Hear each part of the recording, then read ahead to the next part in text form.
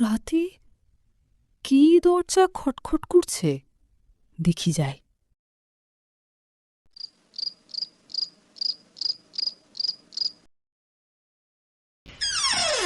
রমেশ দরজা খুলে দেখে সাজ ভয়ঙ্কর রূপ তার দিকে এগিয়ে আসছে।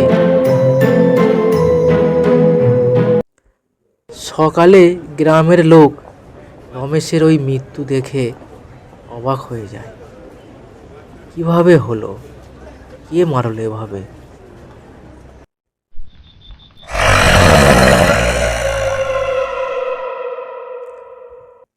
আবারও দ্বিতীয় দিন একজনের মৃত্যু। এই রকমই চলতে থাকে।